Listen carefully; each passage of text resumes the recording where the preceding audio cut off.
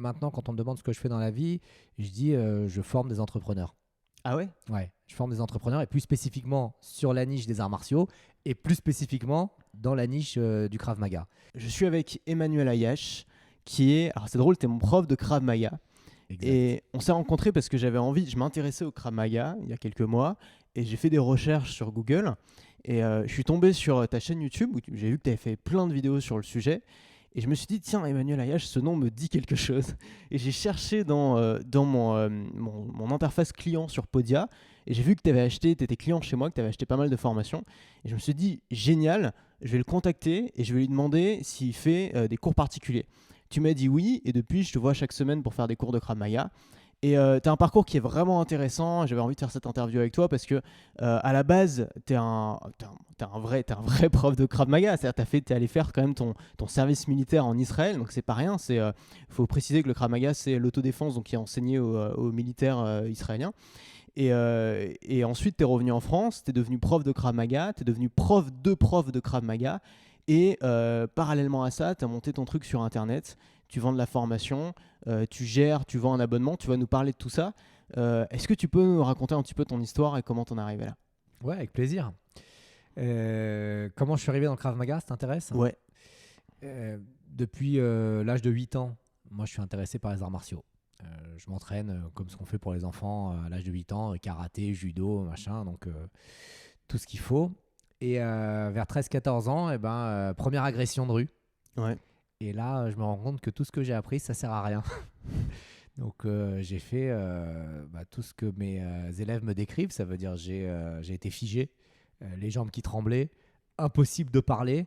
Et en fait, j'ai eu un peu de chance, mais j'ai vu j'ai vu l'interview. J'ai vu l'agression devant moi. Ouais. C'est mon frère qui s'est fait agresser. Je l'ai vu se faire casser la gueule. Donc les agresseurs, ils étaient 4-5 et ils avaient 17-18 ans. Donc moi, à 13-14 ans, tu vois, il y a une vraie différence. Mais bon, je pense que... je sais pas si j'aurais pu faire quelque chose. En tout cas, j'avais aucune arme sur moi. Et à partir de ce moment-là, j'ai dit, il faut que je développe des choses. Il faut que je développe des capacités réelles pour pouvoir apprendre à me défendre. Donc je suis parti en quête, tu vois, la quête du héros, pour me dire, mais qu'est-ce qui fonctionne? Et je suis tombé sur le Krav Maga à l'âge de 17 ans. Et là, c'était une révélation, quoi. J'ai dit, voilà, j'ai toutes les réponses qui sont importantes pour moi. Pourquoi le Krav Maga et pas un autre sport de combat? Moi, je cherchais quelque chose pour la rue. D'accord. Ok. Donc, la compétition, je m'en foutais. Les règles, je m'en foutais. Je voulais vraiment une solution pour régler mon problème, tu vois. C'était vraiment la souffrance de j'ai rien pu faire et j'ai vu un truc hyper violent devant moi. Donc, le Krav Maga, c'est fait pour la rue. C'est fait pour pouvoir solutionner ce type de problème. Ça veut dire, en gros, comment prendre en charge, comment se conditionner, comment s'entraîner pour les problèmes d'agression. Et je suis tombé fou amoureux de ce système, à tel point que je suis parti vivre en Israël à l'âge de 18 ans. Et là, je rentre dans les unités combattantes de l'armée israélienne. Et deuxième insight, deuxième choc, je rencontre un prof de Krav Maga avec un t-shirt instructeur de Krav Maga. Donc je me dis, merde, en fait, on peut devenir instructeur de Krav Maga. Et je vais lui parler et je demande comment on fait pour devenir instructeur de Krav Maga à l'armée. Et il m'a indiqué le chemin à prendre en me disant que c'était pas facile, qu'il n'y avait pas beaucoup de gens qui étaient pris, qu'il fallait avoir des bonnes bases, etc. Et à force de saouler mes commandants, ils m'ont envoyé à la formation instructeur et j'ai fini major de promo de la formation instructeur. Donc j'étais hyper content, donc ça m'a ouvert toutes les portes de avec qui tu veux enseigner. Ouais. Et j'ai dit, moi je veux travailler avec les unités commando et je veux travailler avec les unités combattantes. Donc j'ai fait ça pendant 1 an et demi pendant mon service militaire. Ok. Ensuite, tu es rentré en France? Yes, à la fin de mon service, j'ai décidé de rentrer en France. Et en France, j'ai fait ce que je savais faire. Commencer à enseigner le Krav Maga. Alors, à l'époque, c'était 2004, quoi. Il n'y avait quasiment rien. Il faut un diplôme pour ça ou pas? En 2004, il ne fallait pas de diplôme. Aujourd'hui, en 2020, ouais, il y a un diplôme officiel qui est reconnu jeunesse et sport. Mais 2004, c'était vraiment intimiste, quoi. Ouais. On ne savait pas trop ce que c'était. Chacun faisait un peu sa cuisine de son côté. Et moi, c'est d'abord des gens de ma famille qui me sont tombés dessus en me disant, attends, t'as enseigné aux unités commando, t'es obligé de nous donner des cours. Ouais. Bon, allez, on y va, quoi. Donc, j'ai monté des cours, des petits cours particuliers. Et puis après, j'ai commencé à faire des cours en semi-particulier, puis après des cours en groupe. Et j'ai monté une école de Krav. Sauf que zéro compétence en marketing, zéro compétence en communication, zéro compétence en rien, quoi. Quand tu dis j'ai monté une école de Krav, c'est genre tout le point de vue physique, genre t'as loué des locaux, Ouais. t'as travaillé avec des professeurs, comment ça s'est Alors, passé exactement? au début, je sous-louais dans une salle de boxe Ouais. le dimanche, 1 heure, puis après 2 heures, puis après, quand ça commençait à fonctionner, j'avais tout le dimanche. J'ai été voir le prof, je fais c'est possible de louer aussi le samedi? Et donc voilà, je commençais à marcher, à empiéter un peu sur ses cours. C'était pas hyper confortable ni pour lui ni pour moi. Et quand j'ai commencé à avoir un petit pool d'élèves assez significatif, j'ai dit bon bah on est assez costaud pour prendre une salle que pour moi quoi. Ok. Et j'ai pris une salle à Boulogne-Billancourt sur 100 mètres carrés. C'était suffisant pour le groupe que j'avais et c'était le début de l'aventure. Tes premiers élèves, c'était du bouche à oreille? J'ai fait 100% à cette époque-là, 2004 à 2007-2008, 100% bouche à oreille. Zéro pub. Bon, après, c'était pas connu, mais d'un autre côté, tu vois, c'est à double tranchant. Ouais. T'es pas connu parce que personne connaît le Krav. Et t'as pas beaucoup de concurrence? Mais voilà, il n'y a pas beaucoup de concurrence, mais d'un autre côté, personne connaît quoi. Ouais. Aujourd'hui, tu parles de Krav Maga, il y a dans les films, il y a tout le monde qui a entendu parler. C'est beaucoup plus connu. Mais la concurrence est beaucoup plus rude aussi. Ok, donc t'ouvres ta salle à Boulogne-Billancourt. Exact. Qu'est-ce que tu fais ensuite? Et là, déjà, j'ai pas mal de blocages. Parce que je sais pas comment la pousser la salle. Elle marchait bien, tu vois. J'avais une section avec 200 élèves, mais j'étais pas satisfait parce qu'il me manquait plein de choses, quoi. Je voulais vraiment. Après, c'est des personnalités. Moi, j'aime bien quand je fais quelque chose tout comprendre. Donc, si j'ai pris des dizaines de formations chez toi, c'est parce que j'aime bien vraiment avoir la substance même de la connaissance, tu vois. Et j'étais pas très bien dans ce rôle-là où je me disais c'est bien, tu fais les choses, ça fonctionne, mais il y avait quelque chose qui m'allait pas. Donc j'ai décidé de fermer et j'ai pris une autre voie. J'ai été faire des études.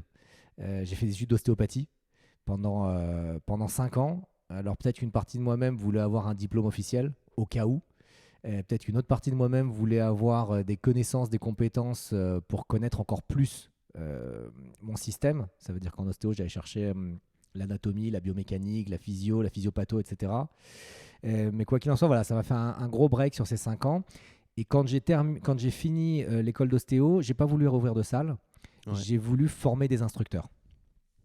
Donc, et ça, je me sens plus à l'aise en fait. Il y a un aspect beaucoup plus global dans la formation des instructeurs, plutôt que dans le fait d'avoir une salle et d'aller, tu sais, tous les soirs avec les mêmes élèves.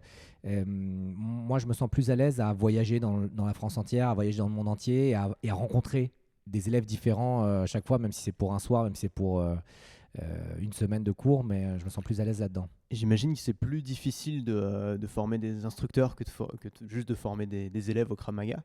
Est-ce que tu as eu un syndrome de l'imposteur à un moment en te disant est-ce que vraiment je suis suffisamment qualifié pour former des gens qui vont former d'autres gens? Je ne saurais pas te répondre. Probablement que oui, mais en fait, c'est venu hyper naturellement et c'est venu très tôt. Je suis né en 81, en 2007, 2008, comme ça, tu vois. Je sais pas, quel âge j'avais en 2008, si je suis né en 81. Faut pas faire des maths en même temps qu'on fait en même temps qu'on fait une interview. Bon, j'étais jeune, tu vois. Ouais. J'avais 25, 27 ans. Et en fait, j'ai pas réfléchi. Et je trouve que il y a une vraie inconscience quand on est jeune. Ouais. Et tu vois, aujourd'hui, j'ai 39 ans. Je me pose beaucoup plus de questions que quand j'avais 20 ans, quoi. À 20 ans, je suis parti vivre en Israël, j'ai fait l'armée. Je me posais pas la question de est-ce que je vais mourir, est-ce que je vais pas mourir. On était en pleine seconde intifada. Mes parents, ils étaient paniqués. Et moi, je disais, non, ça va aller. Quand j'ai monté une salle, pareil, la salle, elle coûtait 2000 € par mois, tu vois, de location. Aujourd'hui, quand je forme des profs qui ont 40-50 ans et que je leur dis ça, ils me disent, mais non, mais tu te rends pas compte, 2000 € par mois, c'est énorme, alors que moi, je m'en rendais pas compte, quoi. Ouais. Et, c'est vrai que pour rebondir là-dessus, alors moi, ça n'a rien à voir, mais je me suis lancé aussi quand j'étais très jeune sur le web à 17 ans. Et c'est vrai que l'avantage de ça, c'est que en fait, tu connais pas grand-chose et du coup, tu sais pas tout ce qui t'attend, en fait, toutes les galères qui t'attendent, tous les risques aussi que tu prends, et ce qui fait que c'est plus facile aussi. Et moi, j'ai eu ce truc-là. Alors pareil, je suis parti tout seul. Alors c'est différent dans un autre contexte, mais je suis parti tout seul à l'autre bout du monde, alors que j'avais quasiment jamais voyagé tout seul. J'étais complètement naïf. Je me faisais arnaquer par tout le monde, tu vois. Et en fait, je sais qu'il y a plein de choses, il y a plein de risques que j'ai pris à cette époque-là que je ne reprendrai pas aujourd'hui. Et pareil, d'un point de vue business, je me suis immédiatement placé en tant que formateur, même si bon, j'assumais mon côté débutant, mais je me positionnais quand même en tant que formateur. Et au début, j'avais très peu ce syndrome de l'imposteur parce que j'avais le sentiment que ma thématique était petite et simple parce que j'en connaissais qu'une petite partie en fait. Et alors qu'en fait, je me suis rendu compte que c'était immense et beaucoup plus complexe. Et finalement, souvent, plus on vieillit, plus on se rend compte de tout ce qu'on ne sait pas, et plus ce syndrome de l'imposteur s'immisce. Et j'ai le sentiment aussi avec mes clients, avec les gens qui bossent avec moi, que souvent les gens qui sont plus âgés ont beaucoup plus ce genre de questionnement avant de se lancer. Les jeunes, ils sont téméraires, ils sont arrogants, et souvent ça paye quand tu te lances. Ouais, c'est exactement ça. Exactement ça. Aujourd'hui, voilà, encore une fois, bon, à 39 ans, je suis pas vieux con, quoi. Mais je me dis, mais tu te rends compte de ce que tu as fait Ouais. Où tu te posais pas de questions, quoi. T'avances, tu te poses pas de questions et tu te dis même pas. Enfin, t'envisages pas les scénarios négatifs, quoi. Alors qu'avec le temps, bah, probablement la construction des croyances, enfin sûrement la construction des croyances et les échecs que tu as eu peut-être qui s'accumulent, le cerveau il a tendance à te dire non, non, n'y va pas, Ouais. tu vas galérer, ça va pas marcher, c'est pas possible, etc. etc. Alors que il faut croire en soi, il faut avancer, quoi. Donc ouais, pour revenir à ta question, je me suis pas posé la question. J'ai commencé à enseigner et ce qui était drôle, c'est que voilà, j'avais 25-27 ans, tous mes élèves étaient plus âgés que moi, tu vois. Les gens qui s'inscrivent dans une démarche de devenir instructeur de self-défense, ils ont en moyenne 35-40 ans. Et même là, bah, je me posais pas de questions, quoi. J'avançais. J'avais un système managérial qui était pas terrible. J'étais Ouais. plutôt dans la force, peut-être à cause de la peur de se faire respecter, etc. Et voilà, aujourd'hui, j'ai un système managérial beaucoup plus cool, beaucoup plus détente. Je me suis beaucoup formé. Et avec la force, on n'obtient pas beaucoup de résultats. Mais voilà, je me posais pas de questions. Ok, donc tu ouvres ton école à Boulogne-Billancourt, tu commences à avoir de plus en plus de formateurs qui viennent se former chez toi, et c'est toi aussi qui voyages pour aller former les gens dans d'autres pays. Ouais, très vite, j'ai commencé à aimer le voyage, que ce soit sur toute la France, parce que j'ai développé des clubs un peu partout, ou que ce soit à l'étranger aussi, parce que j'ai un niveau qui est mondialement connu. Je suis Ouais. expert 5, l'équivalent en France de ceinture noire 5e dan, donc c'est un des plus hauts niveaux techniques mondiaux. Grâce à mon niveau, ben, j'ai pu voyager, aller un peu partout, en Amérique, en Europe, en Argentine, enfin dans plein de pays, quoi. Ok, trop cool. Ouais. Bah, moi, ça me correspond. Ouais. J'aime voyager, j'aime rencontrer des gens, tu vois, c'est agréable parce que le Krav Maga, t'es dans le hobby. Les gens, ils sont détendus, ils viennent, ils ont le sourire, ils sont Ouais. contents. T'es en dehors du travail, il y a pas trop de stress. Ouais. Ils viennent pour se faire plaisir. Voilà, on mange ensemble après les stages, on mange ensemble pendant les stages, on rigole bien. C'est des moments de vie agréables. Alors, je te repose la question, mais est-ce qu'à ce moment-là, du coup, tu commençais à avoir de plus en plus de clients, est-ce qu'à ce moment-là, tu as commencé à faire de la promo, de la publicité, à au moins avoir une présence en ligne ou quelque part pour trouver des clients? Alors ça, Comment genre, un mec en Argentine, il te connaît et il fait appel à toi, tu Ça, c'est parce que moi, je dépends d'une organisation qui s'appelle Krav Maga Global, vois? Ouais. qui est la plus grande organisation de Krav Maga au monde et qui est présente dans plus de 60 pays au monde.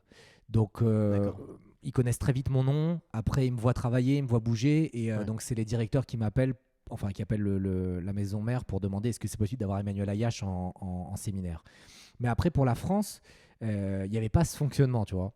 Donc, il y a quelques années, je me suis dit, bon, ok, maintenant, tu n'as plus de club, tu veux avoir une démarche entrepreneuriale, tu veux développer le Krav Maga, tu veux former des instructeurs en France, il va falloir se former, quoi. Il va Ouais. falloir, le point problématique que j'avais quand j'avais mon école de Krav Maga, je ne l'ai pas solutionné avec mes études d'ostéopathie, parce qu'on ne fait pas de marketing, on ne fait pas de communication en ostéo. Donc, j'ai décidé de repartir à la quête. Donc, je fais ma première quête pour l'apprentissage des arts martiaux, Ouais. deuxième quête pour comment se vendre, comment faire sa promotion. Et là, je suis tombé dans les cours en ligne. Alors, j'ai juste une petite question avant que tu nous en parles. Pour les formateurs en marketing comme moi, on a un avantage évident qui est que ce qu'on enseigne, c'est la même chose que ce qu'on pratique. C'est-à-dire que tu vends des méthodes en marketing et tu utilises quoi pour les vendre? Tu utilises du marketing. Du coup, tu as juste à te former en fait, sur un seul domaine et ça englobe en fait, tout ton business. Si tu te formes en marketing, tu vas devenir meilleur dans ton business, mais tu vas aussi devenir meilleur en tant que formateur. Et je me demandais justement, pour quelqu'un, et c'est la plupart des gens, la plupart des formateurs, se forment des gens bien sûr qui sont dans d'autres thématiques, sont dans d'autres thématiques, est-ce que c'est pas difficile justement d'alterner entre les deux, de se dire ok, il faut que je devienne meilleur en tant que prof de Krav Maga, mais il faut aussi que je devienne meilleur en tant qu'entrepreneur, que marketeur, tout ça. Alors, c'était chaud. Et c'était d'autant plus chaud qu'en France, pour l'instant, c'est très mal vu de vouloir gagner de l'argent avec le monde des sports de combat. Tu vois, si je compare avec le fitness, par exemple, ils ont réussi à faire le pivot. Ouais. Et aujourd'hui, tu as des salles de fitness en CrossFit ou les formules Les Mills, etc. Tu n'as aucun problème à payer 100 ou 150 euros par mois Ouais. pour être membre des clubs de fitness. Les arts martiaux, la boxe, le Krav Maga, le karaté, les gens ont un peu dans l'inconscient collectif l'idée de dire bah, ça doit être gratuit. Et souvent comment tu d'ailleurs, l'expliques ça? aucune idée, mais souvent quand je fais les entretiens pour recruter des instructeurs à la formation instructeur, parmi les premières phrases qu'ils me disent, c'est de toute manière, je veux pas faire ça pour l'argent. Ouais. Et je dis, mais c'est pas grave, hein. Même si tu veux faire ça pour l'argent, je veux dire, t'as pas à t'excuser de vouloir ou pas vouloir faire ça pour l'argent, quoi. Donc il y a vraiment cette association. Donc moi, tu vois, j'avais deux combats, quoi. Un, me former, et deux, j'ai été pointé du doigt par ah ouais, Ayash, c'est une machine à fric. Ayash, il veut nous faire du fric sur notre dos. Est-ce tout ce genre que de choses, quoi. toi aussi, au départ, tu avais ces blocages, ces tabous avec l'argent? Ou est-ce que toi, dès le départ, tu t'es dit, moi, j'ai envie de monter un business? Moi, je suis relax avec l'argent. Ouais. J'ai pas de souci avec ça. Mais après, voilà, j'ai été confronté à vraiment. Bah, je vais te raconter une anecdote. Il y a un instructeur qui vient me voir un jour et qui me dit on a bien vu hein, que tu as augmenté de 50 euros le prix de ton stage à 200 euros. Je dis et alors? Moi, je vous engage toujours à augmenter vos tarifs, quoi. Je fais ce que je vous conseille de faire. Et là, il me dit oui, mais mes élèves, ils ont bien vu qu'avec cet argent, tu es parti à l'île Maurice. Parce que j'avais fait une photo de mes vacances où j'étais à l'île Maurice. Donc, tu vois, ce type de. Bon, c'est une remarque, tu vois, mais c'est un peu l'idée de le méchant qui veut nous prendre notre argent, etc. Alors que moi, ma seule vision, c'est qu'est-ce que je peux faire pour apporter le maximum de valeur aux gens, quoi. Ouais, bah oui. Comment on peut construire les meilleurs séminaires, comment on peut construire la meilleure expérience, comment on peut amener les élèves au plus haut niveau. Bah, l'argent, c'est une conséquence, quoi. C'est-à-dire le boulanger, il se fait payer, le pharmacien, il se fait payer, bah, le prof de Krav, il se fait payer aussi, tu vois. Alors, il y a un truc intéressant dans ce que tu as dit. Tu as dit, moi, j'incite mes élèves, donc mes profs de Krav Maga qui apprennent chez moi, à augmenter aussi leur prix et avoir cette vision un peu business de ce qu'ils font aussi. Est-ce que ça fonctionne? Comment tu fais? Est-ce que justement, ce que tu apprends aussi quand tu te formes en entrepreneuriat, c'est des choses aussi que tu réutilises quand toi, tu formes des coachs en leur donnant ces principes-là? Ouais, tout à fait, tout à fait. Bah, maintenant, quand on me demande ce que je fais dans la vie, je dis je forme des entrepreneurs. Ah ouais? Ouais, je forme des entrepreneurs et plus spécifiquement sur la niche des arts martiaux et plus spécifiquement dans la niche du Krav Maga. Mais j'enseigne ça dans mes formations instructeurs. La formation instructeur, elle dure 24 jours. Les 12 premiers jours, on travaille technique et pédagogie. Les 12 jours d'après, on travaille technique et entrepreneuriat. Parce que je leur dis, tu peux être le meilleur prof au monde. Si tu sais pas te vendre, il n'y a pas d'élèves, quoi. Ouais. Donc tout ton savoir, c'est un savoir égoïste. Si tu sais pas le transmettre parce que tu as 100, 200, 300, 500 élèves devant toi, bah, tu t'empêches de sauver autant de personnes, quoi. Ouais. Et c'est pour ça que moi j'ai été sur YouTube et c'est pour ça que j'essaie de faire le maximum d'événements pour aider les gens. Tu limites la portée de ton message. C'est ça. Et ouais, c'est vraiment intéressant, je trouve. Et ouais, le fait d'aller allier les deux, beaucoup de formations professionnelles en fait restent dans la technique et vont pas dans la vente. Et ça, c'est vraiment dommage parce qu'on se retrouve souvent avec des gens qui sont très bons, mais qui ont aucune capacité à se faire connaître. Et du coup, parfois, ils se font doubler par des gens qui sont beaucoup moins bons, mais qui ont des très bonnes capacités à se faire connaître. Et donc, vraiment, si tu veux rendre service aux professionnels que tu aides, quand tu fais de la formation professionnelle, il devrait y avoir, ça devrait même être, je pense, au moins la moitié de ce que tu enseignes, ça devrait être justement comment monter une salle, comment trouver des clients, comment se vendre, comment créer des offres, comment faire des prestations, comment pricer ses stages. C'est des questions en plus auxquelles les gens n'ont aucun élément de réponse souvent. Et c'est très difficile de trouver des réponses là-dessus. Et les gens tout de suite ils prennent comme objection non mais moi je veux pas vivre de ça, j'ai déjà mon boulot. Mais dans ce cas, tu as un pouvoir, c'est celui d'aider les gens à se défendre, à se sentir en confiance dans la rue face à une agression. C'est ta responsabilité d'avoir le plus d'élèves devant toi en fait. Même si tu veux rien faire de cet argent, même si tu veux donner tout cet argent à une œuvre caritative, c'est très bien. Mais prends les outils pour avoir suffisamment d'élèves en face de toi. Moi j'en connais des profs comme tu viens de dire, qui sont excessivement bons techniquement, qui ont combattu, qui ont fait tout ce que tu veux, mais comme ils ne savent pas se vendre, bah dans leur club, tu as 10 personnes.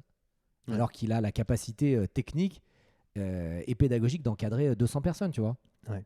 Si je peux faire une comparaison avec le web, souvent les gens dans le web disent « Ouais, mais moi c'est pareil, c'est juste une passion, c'est quelque chose que je fais à côté de mon travail. » Mais du coup, ça veut dire que tu le fais quoi, 2 heures, 3 heures par semaine, peut-être 5 heures le week-end. Mais en fait, tu limites énormément la portée de ce que tu peux faire, l'ambition de ce que tu peux faire et le nombre de clients ou le nombre de personnes que tu peux toucher, simplement parce que tu as ce raisonnement-là. Et le fait de transformer sa passion en métier, c'est la meilleure chose du monde, parce que c'est ce qui te permet en fait de faire ta passion du matin jusqu'au soir, tous les jours de ta vie. Et quand on est vraiment passionné par quelque chose, moi je sais que quand j'ai découvert le monde du web et que j'ai compris que c'était ma passion, j'avais qu'une envie, c'était de pouvoir faire ça de toutes mes journées, parce que je pensais qu'à ça en fait. Et quand tu penses qu'il y a une seule chose et qu'en fait tu passes ta journée à faire autre chose, quelque chose qui t'intéresse pas juste pour remplir le frigo, c'est triste en fait, c'est dommage. Donc moi je pense que c'est une forme, alors pas pour tout le monde, mais pour beaucoup de gens c'est une forme de gâchis d'avoir cette réflexion de se dire non mais ça reste une passion et j'ai pas envie d'en vivre. Ouais, je pense qu'il doit y avoir encore un fond de croyances limitantes. De toute manière, c'est pas possible. Moi, je suis un des seuls, enfin un des rares en France à vivre à 100% de ma passion. Et encore, j'ai pas de club, tu vois. Ouais. Ça veut dire je ne vis que de mes formations instructeurs. Donc, ça n'a pas été fait. Enfin, je connais personne qui fait que ça. Tous les instructeurs que je connais qui vivent de ça, ils ont leur club. Mais c'est parce que j'y ai cru. Parce que j'y ai cru et puis après que j'ai développé et que j'ai été chercher les informations pour pouvoir développer le réseau et pour pouvoir créer le réseau, quoi. Mais à la base, c'était pas possible. Est-ce que tu peux me raconter un peu cette transition de quand tu es passé d'instructeur physique, enfin voilà, quand tu es passé de ton métier traditionnel à un métier plus porté sur le web? C'est des transitions qui sont par couches. Et Ouais. en général, les couches sont douloureuses à passer les unes après les autres parce qu'en fait, je me rends compte que tu fais que des tests, quoi. Ouais. Toi, je sais que tu es dans cette dynamique aussi. Tu testes un truc et puis après, tu regardes et tu dis mince, je suis pas hyper satisfait du résultat. Hop, tu pivotes un petit peu et tu repivotes un petit peu, etc. À un moment donné, j'avais la chaîne YouTube et j'ai failli arrêter la chaîne YouTube autour de 7 ou 10 000 abonnés en me disant bah tiens, je vais essayer la pub Facebook. Et j'ai un copain qui m'a dit mais ça marche la chaîne YouTube, ça t'apporte des gens? Je fais ouais, c'est mon seul canal d'acquisition. Ok, et ça marche? Je dis ouais, bah ça a l'air de marcher, ça monte. Il me dit mais pourquoi t'arrêtes alors si ça marche? Je dis ouais, t'as raison. Peut-être celui-là, je vais continuer. Et donc là, je continue. Aujourd'hui, on est à plus de 40 000 abonnés et c'est mon unique canal d'acquisition. Tu vois, je fais pas de pub sur Facebook, je fais pas de pub sur YouTube, je fais rien. Et je me suis fixé un objectif de 100 000 abonnés avant de commencer à m'intéresser à un autre Ok. canal. Mais voilà, tu t'avances de proche en proche. Donc j'ai monté un système de vente pour la formation instructeur. Après, j'ai testé aussi les cours en ligne pour le Krav Maga et pour la self-défense. Donc j'essaye, je me forme, je teste et je vois ce que ça donne, quoi. Alors on va parler un petit peu de YouTube. C'est une épine dans le pied de beaucoup de gens qui me suivent parce qu'ils savent que YouTube est une des premières plateformes pour se faire connaître. Moi, plus de la moitié de mon audience aujourd'hui vient de YouTube, alors que j'ai fait des tas de types de contenus différents. J'ai fait des podcasts pendant 2 ans, je fais des emails pendant 2 ans, je fais des articles de blog pendant 3 ans. Finalement, YouTube, j'ai pas passé tant de temps que ça à faire des vidéos YouTube, mais aujourd'hui, plus de la moitié de mon audience vient de ça. Et je sais que pour beaucoup de gens, c'est très difficile parce que YouTube est un milieu extrêmement concurrentiel. C'est probablement aujourd'hui l'endroit sur Internet où il y a le plus de vidéos d'apprentissage, où il y a le plus de contenu d'apprentissage. Je pense même qu'il y a plus de vidéos YouTube sur l'apprentissage de compétences que d'articles de blog aujourd'hui. Il y a énormément de concurrence. Il y a des gens qui ont passé les 10 dernières années à essayer d'améliorer leur compréhension de l'algorithme et des mécanismes qui font des vues sur YouTube, et des gens qui sont devenus des maîtres là-dedans, même aujourd'hui plus seulement dans le divertissement, mais de plus en plus dans les sous-thématiques et dans les thématiques d'apprentissage. Donc on est en concurrence avec des gens qui sont des dieux de la vue sur YouTube. Et il y a plein de choses qui marchaient il y a quelques années qui marchent moins bien aujourd'hui, notamment le contenu quotidien. Moi, quand je l'ai fait en 2015, ça marchait très bien, et beaucoup de gens le faisaient à cette époque-là, ça marchait très bien, et aujourd'hui, ça marche moins.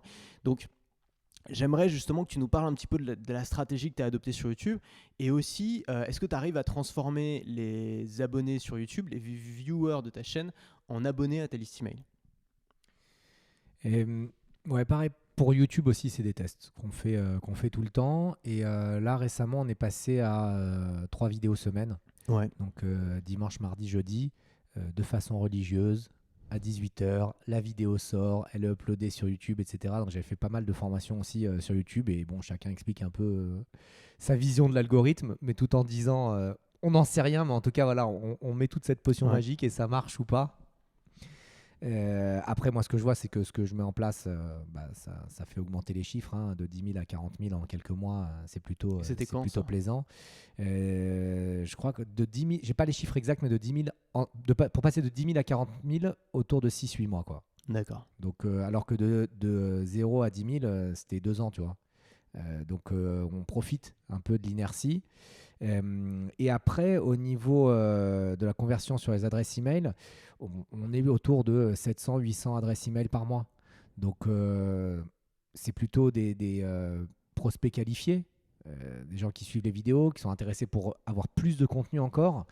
Je suis plutôt content de ça. Après, c'est pas la stratégie que je recommande à mes clubs, par exemple, parce que c'est une stratégie de long cours, quoi, YouTube. Tu recommandes à tes clubs de faire des vidéos sur YouTube? Non. Moi, je leur recommande plutôt de passer par la pub Ça Facebook. ferait quand même pas mal de concurrents là, si tous tes clubs lancent leur chaîne YouTube. Oui ou pas, ou peut-être en étant tous liés, mais en tout cas, c'est vraiment un travail très très long. Moi, je vois que c'est vraiment du travail, quoi. J'ai l'impression aussi qu'il faut avoir un petit peu de la culture. YouTube, c'est une culture particulière, propre à cette plateforme. Et par exemple, même un prof de Krav Maga qui serait excellent dans son domaine, ou un prof de piano ou n'importe quoi qui serait excellent dans son domaine, s'il n'a pas les codes de comment faire un titre qui fait du clic, comment faire une miniature qui fait du clic, comment attirer l'attention des gens dans les 15 premières secondes, comment les tenir en haleine, s'il n'a pas ces codes-là, il peut être le meilleur instructeur du monde, ça va pas suffire pour vraiment décoller sur YouTube. C'est un vrai job à temps plein. On fait même des tests sur la musique de fond qu'on met, on fait des tests sur qu'est-ce que je dois dire à la fin des vidéos, on fait des A/B tests en disant tiens, est-ce que ces vidéos elles ont plus performé que d'autres. Donc c'est vraiment, quand je dis c'est un travail, c'est un job à temps plein, quoi, quasiment YouTube. Donc je déconseille à mes profs de faire ça. Passer par la pub Facebook en local, ça va beaucoup plus vite pour aller trouver les clients, enfin les élèves pour ton club de Krav Maga. Donc pub Facebook typiquement dans ton quartier ou dans ta ville, quoi. Voilà, c'est ça. Okay. C'est ça. Et je pense que ça va beaucoup plus vite que ça après. Donc ça dépend des thématiques, ça dépend du rayonnement. Moi, je fais pas de pub Facebook au niveau français parce que je suis très à l'aise avec le média vidéo. Je me sens bien avec YouTube. Je sais que ce que je fais, ça va être là sur le long terme. Donc chaque vidéo, je le vois comme un véritable actif qui va travailler longtemps pour moi.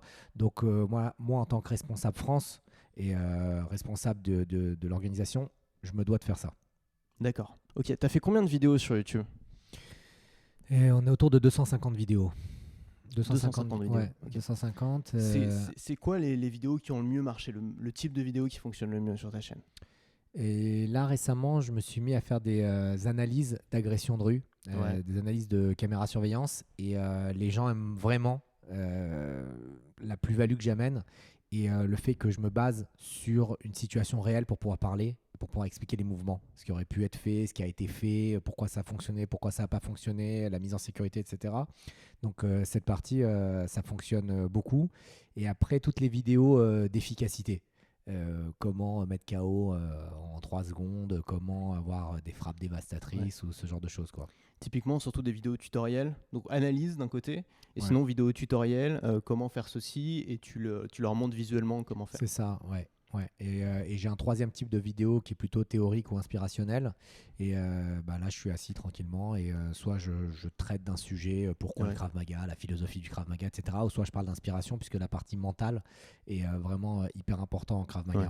Donc, alors, c'est intéressant. Moi, je pense que il faut... En fait, la difficulté sur une plateforme comme YouTube, qui est à la fois une plateforme d'acquisition de nouvelles personnes qui ne connaissent pas du tout, et à la fois une plateforme où tu communiques avec l'audience qui te connaît déjà, c'est justement de répondre à ces deux besoins en même temps. Et c'est difficile parce que c'est vraiment, souvent, c'est pas du tout les mêmes choses que tu vas faire quand tu parles, quand tu rencontres quelqu'un que tu connais pas, tu vas pas lui parler de la même manière que tu vas parler à ton meilleur pote. Et donc, c'est difficile d'associer les deux. Est-ce que justement, toi, le fait de faire par exemple ces vidéos d'analyse ou ces vidéos comment qui vont vraiment parler à tout le monde et d'autres types de vidéos plus posées où tu vas parler de la philosophie qu'il y a derrière, est-ce que justement tu as l'impression de réussir à associer les deux? Je me suis un peu pris la tête avec cette question. J'ai même failli créer une deuxième chaîne YouTube pour le prospect qualifié ou le prospect chaud. Au final, je me suis dit, c'est pas grave, ce sera noyé dans la masse. Je sors 3 vidéos par semaine, mais c'est sûr qu'une vidéo où je parle de marketing pour les profs de Krav Maga, ça va pas intéresser la personne qui a envie d'apprendre à se défendre, quoi. Bien sûr. Donc, j'ai plutôt fait ce choix. Donc, au final, je classe dans les playlists. Et je me dis que la personne qui est intéressée, elle ira prendre la playlist théorique ou la playlist technique et il ira scroller sur ce qui l'intéresse, quoi. Ok. Une dernière chose sur YouTube, c'est que j'ai l'impression que, enfin, je pense que YouTube c'est une bonne plateforme, notamment pour toutes les thématiques visuelles. Et ta thématique, c'est vraiment une thématique visuelle, puisqu'on va apprendre à se défendre, il y a des prises, il y a des choses que tu peux montrer. Dans ma thématique, c'est peut-être un petit peu différent. Est-ce que, justement, est-ce que tu as essayé d'autres formats, par exemple le format écrit ou le format audio, et est-ce que ça a aussi bien fonctionné que YouTube, ou est-ce que tu t'es dit finalement, mieux vaut que je me concentre sur YouTube? Non, j'ai pas essayé d'autres formats. D'accord. C'est vrai que quand j'ai commencé à faire ma transition, une des premières formations que j'ai achetées, c'était une formation sur YouTube il y a quelques années. Donc ça m'a peut-être orienté là-dedans. Peut-être que je l'ai acheté parce que j'étais intéressé par YouTube, j'en sais rien. Mais en tout cas, je me suis très vite senti à l'aise face à la caméra. Donc les premières vidéos, tu galères un peu, tu es avec ton iPhone, tu essaies de mettre ton micro comme tu peux, etc.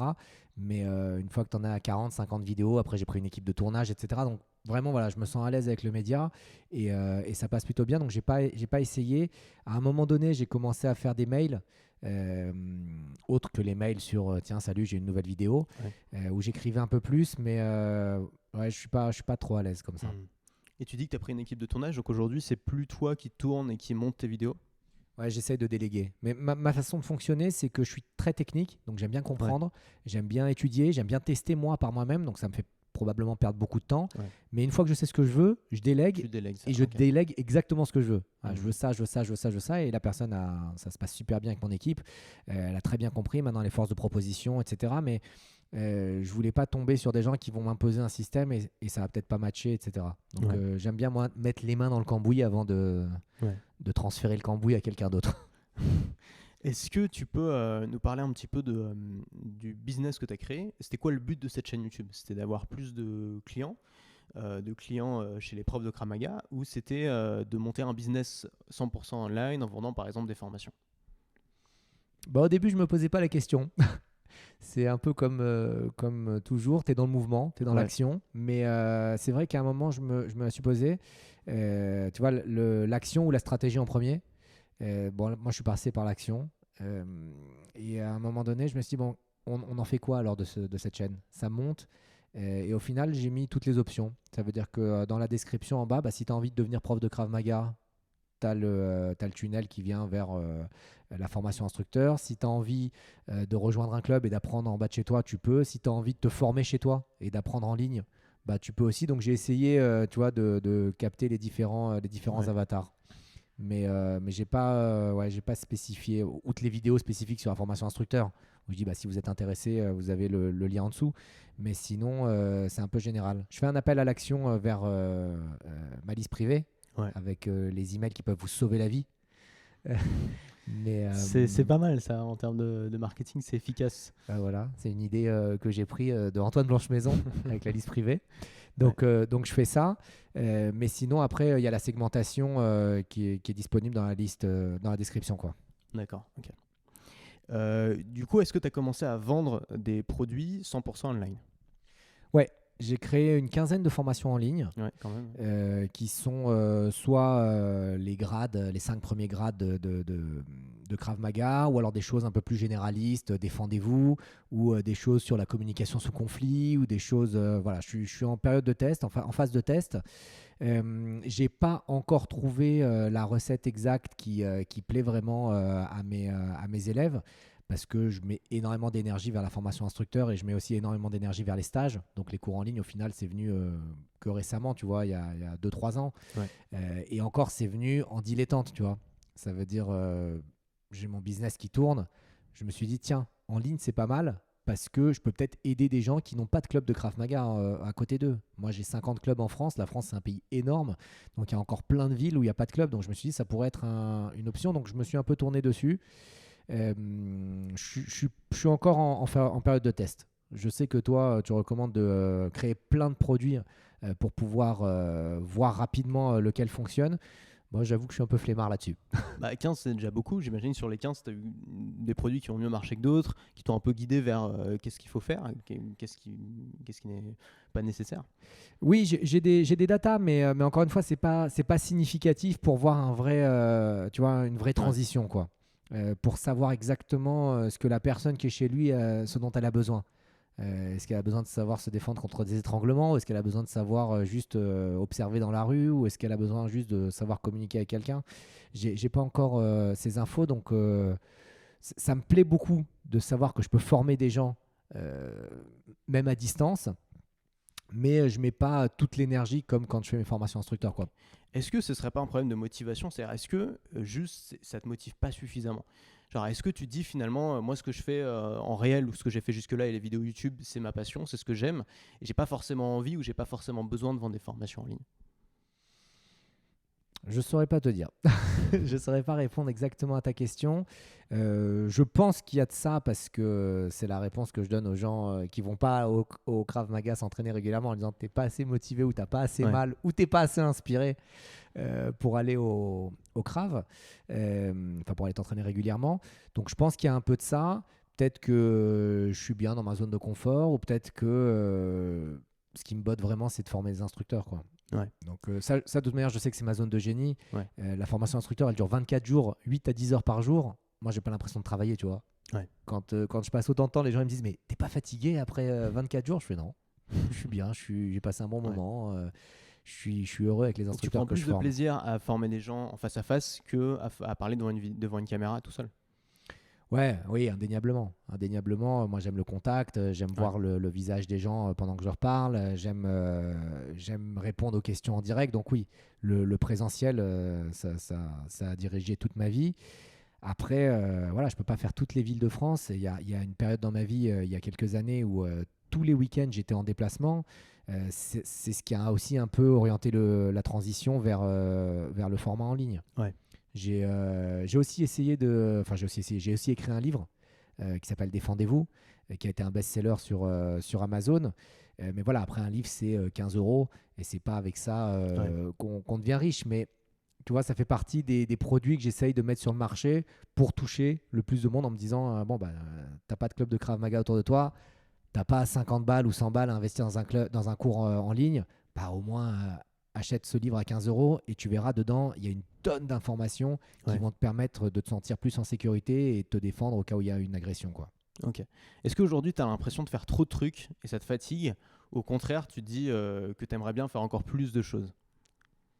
Je m'éclate. Je m'éclate dans ce que je fais. Et c'est un peu été un leitmotiv dans ma vie, c'est de toujours Ouais. faire ce que j'aime. Ouais. Tu vois, j'ai fini le bac, j'avais pas envie de faire des études, bah, je suis parti en Israël, je suis revenu, j'ai ouvert une salle. À un moment donné, j'ai arrêté, j'ai voulu faire des études d'ostéopathie, je les ai faites, j'ai voulu reprendre le Krav.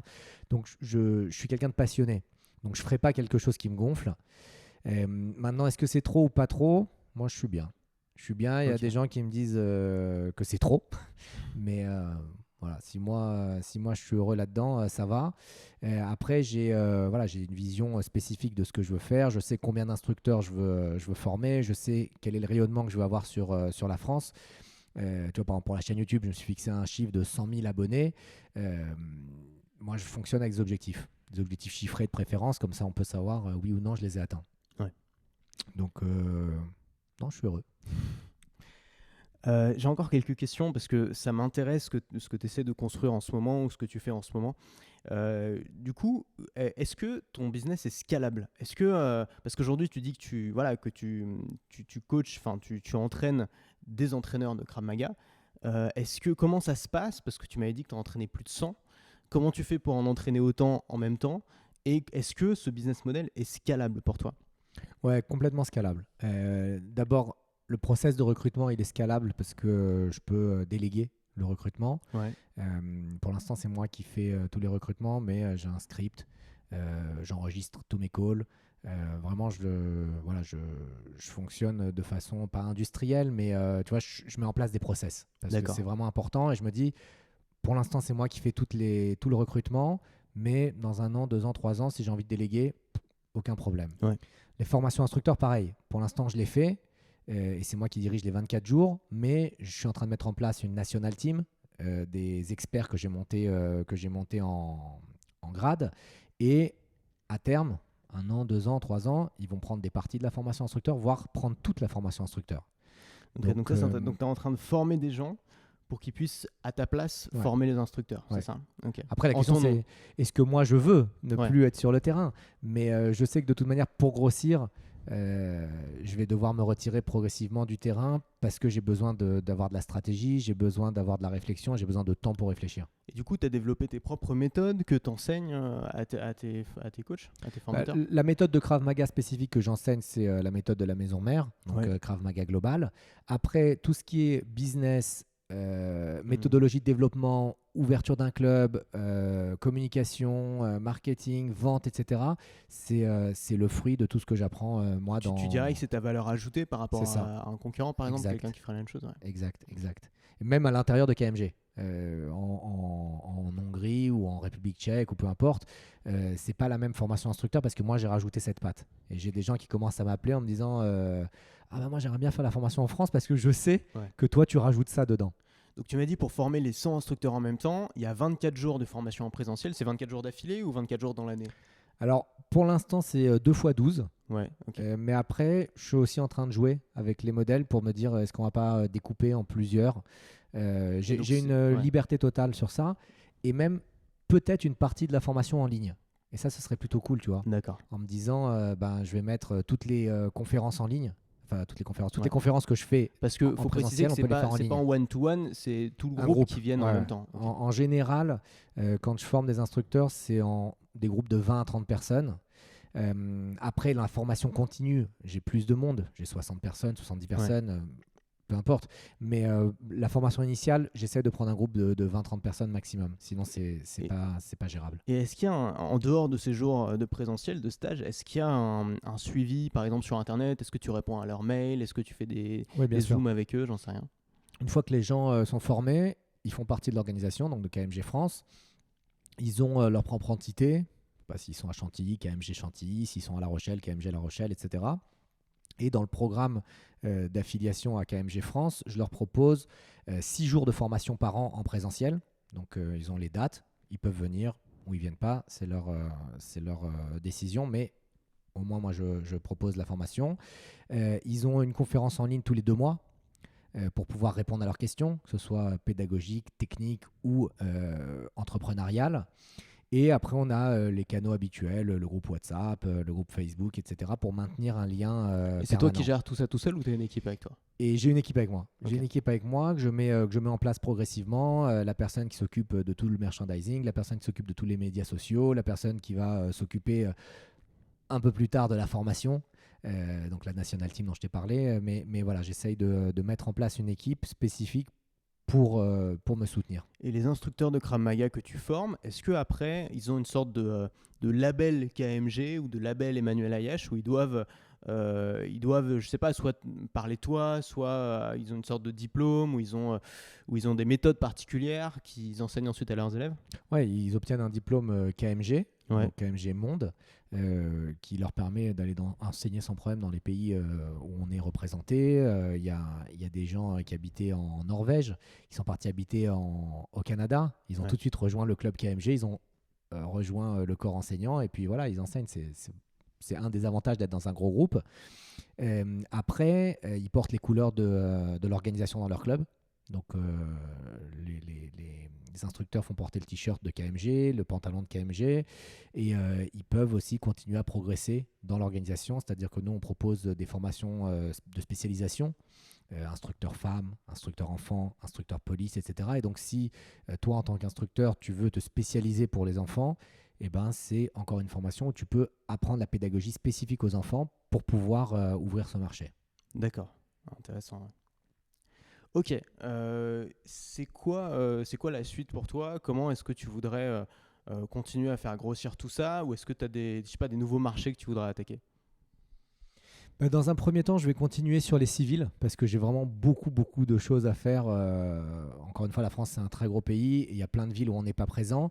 Donc, à terme, c'est ouvrir 2 à 3 formations instructeurs par an. Pour l'instant, on n'a qu'une seule formation instructeur. Ce serait bien d'en avoir au moins une session hiver, une session été.